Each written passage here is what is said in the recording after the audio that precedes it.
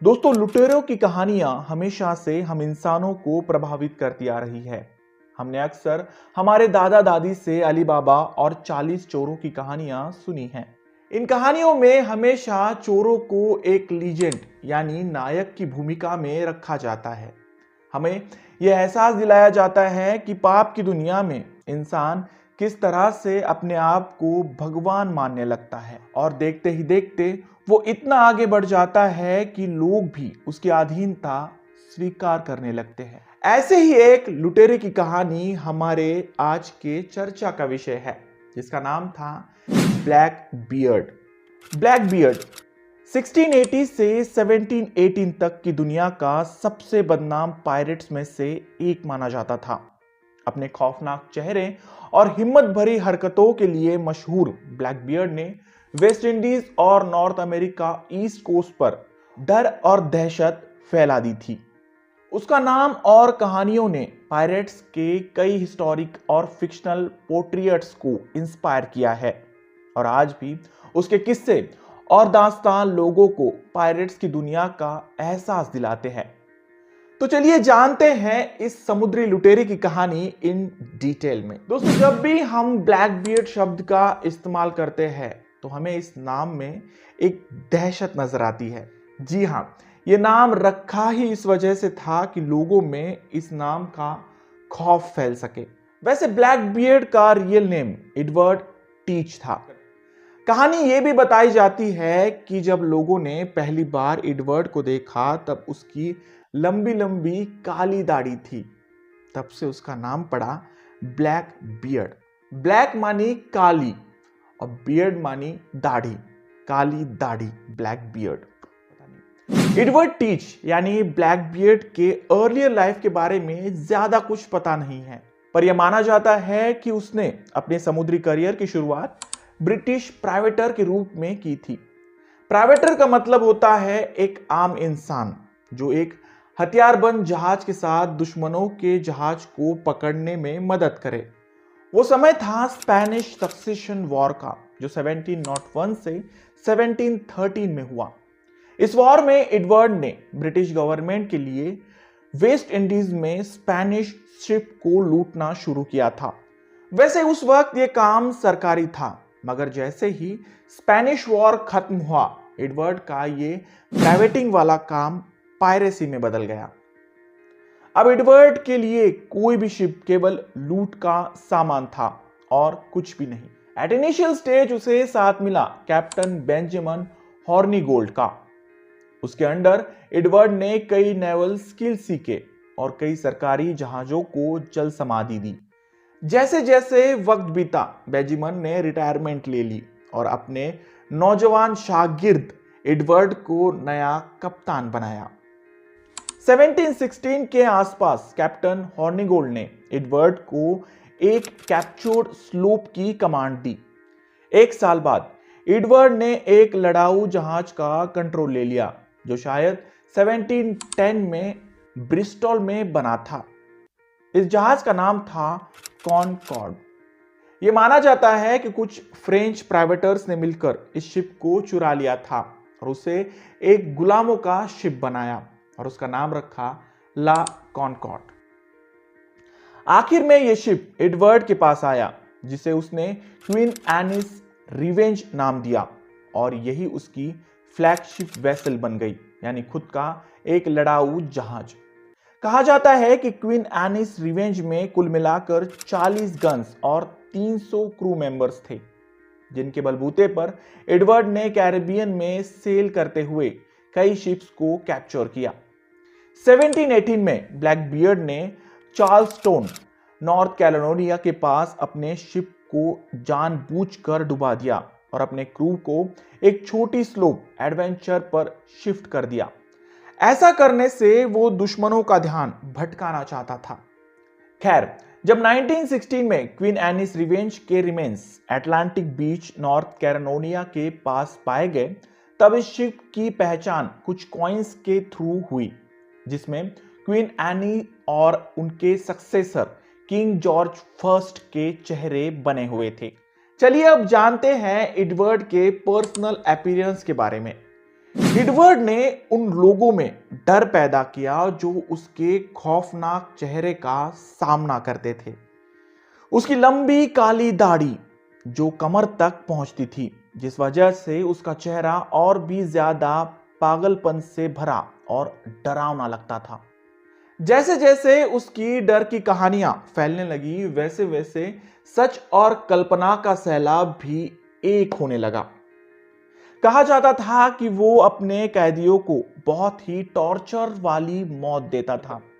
वो अपने काम से इतना इनसिक्योर था कि छोटे से शक के आधार पर भी वो अपने क्रू मेंबर्स को मार डालता। गलती कोई भी हो, ब्लैकबियर्ड के पास सजा सिर्फ एक ही थी, और वो थी सजाए मौत। ये तरीका उसके लिए लोगों के मन में अपने खौफ को बनाए रखने का था, ताकि क्रू मेंबर्स की बगावत और आम लोगों में बसी समुद्री सुरक्षा को कुचला जा सके। ब्लैकबियर्ड के खौफ को दर्शाने वाला एक और एग्जाम्पल है उसके शिप पर लगा काला फ्लैग। इस फ्लैग पर एक स्केलेटन की पेंटिंग थी जो अपने भाले के साथ एक हर्ट को चुरा रहा है। वही दूसरे हाथ में एक ग्लास है जो शैतान को टोस्ट कर रहा है, मानी भुन रहा है। इस निशान से ब्लैकबियर्ड यह दर्शाना चाहता था कि उसका शैतान के साथ क्या रिश्ता है। अगर वो शैतान को भी इतनी बेरहमी से मार सकता है तो उसके सामने आम इंसानों की क्या बिसात। वैसे समुद्री लुटेरे का भी अपना एक जमीनी अड्डा होता है। जनवरी 1718 में ब्लैकबियर्ड ने ओक्राकोट आइलैंड पर एक बेस बनाया जो नॉर्थ कैरोलिना के पास था। यहां से उसने अपनी पायरेसी का काम जारी रखा। ब्लैकबियर्ड का सबसे डेयरिंग वाला काम था साउथ कैरोलिना के चार्ल्स स्नो पोर्ट को ब्लॉक करना। ऐसा कहा जाता है कि एक हफ्ते के समय में लगभग 9 जहाजों को ब्लैकबियर्ड द्वारा रोका गया और लूट लिया गया। ऐसा करने के पीछे ब्लैकबियर्ड का एक खास मकसद भी था। दरअसल इन 9 शिप्स में मौजूद लोगों को अपना कैदी बनाने के बाद उसने साउथ कैरोलिना के कॉलोनियल गवर्नमेंट से कुछ मेडिकल सप्लाईज की मांग की। साथ ही साथ ब्लैकबियर्ड ने यह धमकी भी दी कि अगर उसके इच्छा के विरुद्ध कुछ भी हुआ तो सभी पैसेंजर्स के सरों को काट दिया जाएगा और उनके शिप्स को जला दिया जाएगा। एट इनिशियल स्टेज ब्लैकबियर्ड ने अपने एक साथी के साथ एक कैदी को किनारे भेजा, ये तफ्तीश कराने के लिए कि गवर्नमेंट उसके बारे में क्या सोच रही है। लेकिन जब वो दोनों दिए समय से वापस नहीं आए तब ब्लैकबियर्ड का गुस्सा 7वें आसमान पर चढ़ गया। उसने तुरंत 9 शिप्स में से 8 शिप्स को किनारे भेजा और उनकी आड़ में शहर पर गोले बारूद बरसाए। यह मंजर वाकई में बहुत खौफनाक था। ऐसे में मजबूरन वहां की कॉलोनियल गवर्नमेंट को ब्लैकबियर्ड की शर्तों को मानना पड़ा और उसे मेडिकल सप्लाईज मुहैया कराए। बदले में ब्लैकबियर्ड ने भी अपना वादा पूरा किया और सभी पैसेंजर्स को सुरक्षित किनारे छोड़ दिया। मगर उन सभी के पास अब कुछ भी नहीं था सिवाय उनकी जान के, क्योंकि ब्लैकबियर्ड ने उनके सारे पैसे ऑलरेडी लूट लिए थे।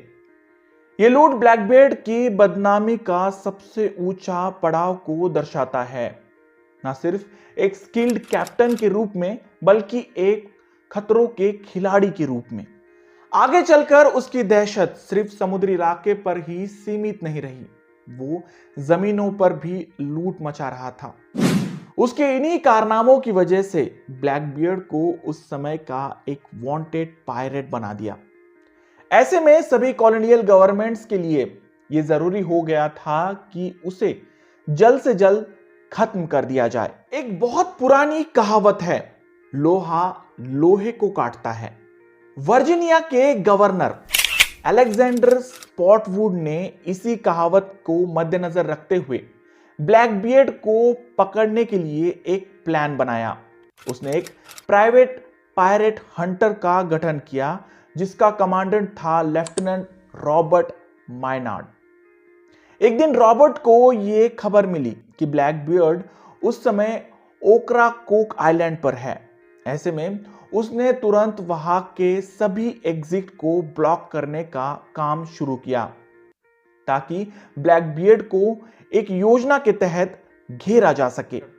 उसे ये उम्मीद थी कि वो ब्लैकबियर्ड और उसके क्रू मेंबर्स पर एक सरप्राइज अटैक कर सकता है, लेकिन उसका ये प्लान बिल्कुल फेल हुआ। ब्लैकबियर्ड ने दूर से ही मायनार्ड के शिप्स को आते देखा और तुरंत लंगर छोड़ अपनी सेना के साथ समंदर में घुस गया। शिप पर लगे तोपों के सहारे ब्लैकबियर्ड एक जोरदार हमला कर रहा था। यह हमला इतना जोरदार था कि इस वजह से मायनार्ड ने अपने लगभग 1/3 क्रू मेंबर्स को खो दिया, लेकिन उसके पास इसके लिए पहले से ही प्लान भी तैयार था। मायनार्ड ने अपने बहुत से क्रू मेंबर्स को शिप के डेक में छुपा दिया था, ताकि जब कभी भी ब्लैकबियर्ड की सेना उसकी शिप पर दाखिल हो, वो एक सरप्राइज अटैक कर उसे मार दे। उसका ये एम्बुश सफल रहा। जैसे ही ब्लैकबियर्ड की सेना उसकी शिप में घुस गई, मायनार्ड के छुपे सिपाहियों ने उन पर धावा बोल दिया। कहा जाता है कि ब्लैकबियर्ड और मायनार्ड ने एक दूसरे के साथ पिस्टल और तलवार से हैंड टू हैंड फाइट की, जिसमें दोनों भी एक दूसरे पर भारी पड़ रहे थे। आखिरकार ब्लैकबियर्ड को मायनार्ड के एक सोल्जर द्वारा घायल कर दिया गया, जिसके बाद बाकी क्रू मेंबर्स ने एक साथ मिलकर उस पर हमला किया और उसे मार डाला। इस भीषण जंग के बाद यह देखा गया कि ब्लैकबियर्ड को 5 बार गोली मारी थी। साथ ही साथ उसके शरीर पर 20 से भी ज्यादा तलवार के घाव थे। ऐसे में यह तय कर पाना मुश्किल था कि उसकी मौत आखिर किस घाव की वजह से हुई थी। खैर, इसके बाद ब्लैकबियर्ड का सिर काटकर उसे एक पोल पर लटकाया गया और उसके पकड़े गए पायरेट्स में से 2 को छोड़कर बाकी सभी को मार दिया गया।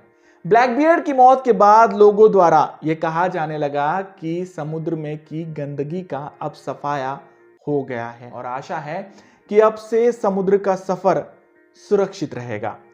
आज के समय भले ही ब्लैकबियर्ड जिंदा नहीं है, मगर उसके खौफ के किस्से यूरोप के कथाओं का हिस्सा बने हुए हैं।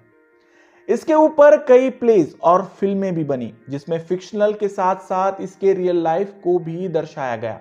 ब्लैकबियर्ड के बारे में जो भी जाना जाता है, उसका बहुत सा हिस्सा चार्ल्स जॉनसन की किताब a general history of robberies and murders of the most notorious pirates से मिलता है। इस किताब में जॉनसन ने मशहूर पायरेट्स की जिंदगी को दर्शाया है। वैसे आज के लिए बस इतना ही। ब्लैकबियर्ड की कहानी के साथ मैं आपसे विदा लेना चाहता हूं। आपको यह वीडियो कैसा लगा, कमेंट बॉक्स में जरूर लिखें। मिलते हैं अगले वीडियो में ऐसे ही किसी इंटरेस्टिंग और हिस्टोरिकल टॉपिक को लेकर। तब तक के लिए stay happy and keep watching my channel. Thank you.